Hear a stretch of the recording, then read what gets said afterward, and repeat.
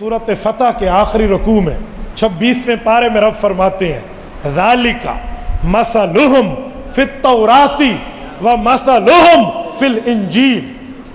حضور پاک حضور کے صحابہ کی مثالیں اللہ نے تورات میں ان سے پہلے موسیٰ علیہ السلام کی قوم کو سنا دیں.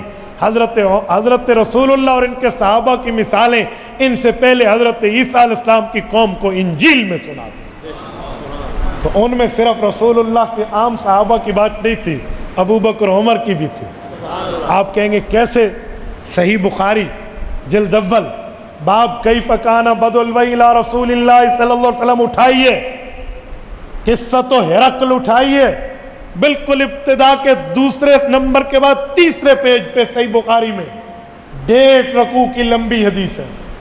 حضرت ابن عباس سے مرویہ رضی اللہ عنہما، حضرت رسول اللہ نے مدینہ طیبہ میں جب مختلف سربراہان مملکت کو دعوت اسلام کے لیٹر خطوط لکھے تو ان میں ایک خط روم کے بادشاہ ہرقل کو بھی لکھا.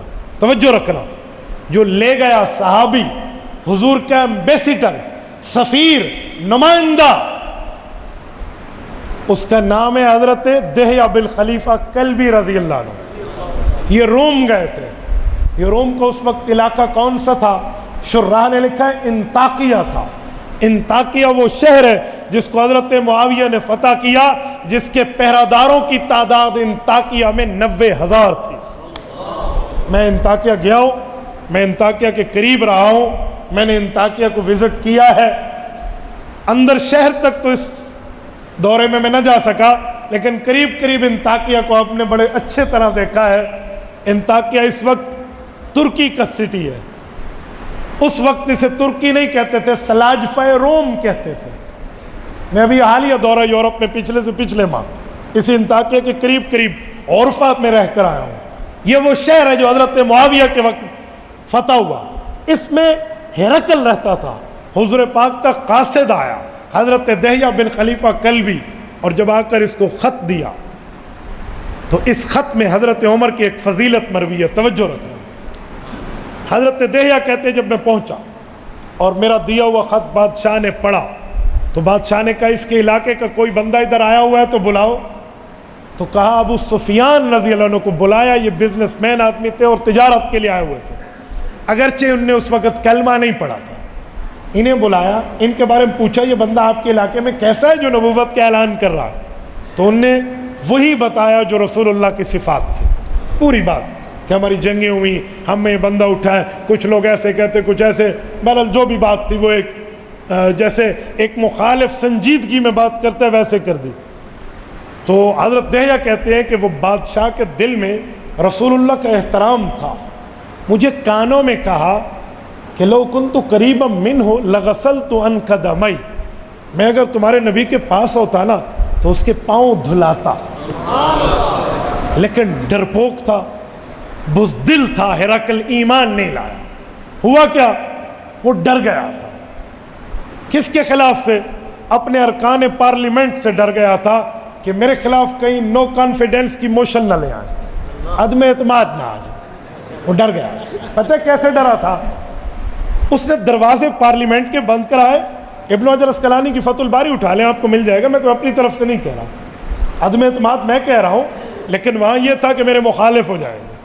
تو اس نے گیٹس بند کروا دیے اور اپنے ارکان پارلیمنٹ کو بٹھا کر کہا یہ خط آیا ہے مسلمانوں کے نمائندے کی طرف سے، نبی کی طرف سے، میں تو چاہتا ہوں کہ ہم مان لیں. جب یہ کہا نا تو وہ لوگ اٹھے، انہوں نے کہا تو فلاں ہے، فلاں اس کے خلاف بولا، اور باہر نکلنے لگے. گویا عدم اعتماد کی تحریک اس کے خلاف کامیاب ہو جاتی نا. دروازے تو بند تھے، واپس پلٹو. انہوں نے کہا تسلی رکھو، ٹھنڈے ہو جاؤ، میں تمہیں چیک کر رہا تھا تم اپنے مذہب پہ کتنے مضبوط ہو. 2 نمبری کی معاملہ سیٹ ہو گیا، لوگ اس کے ساتھ ہو گئے.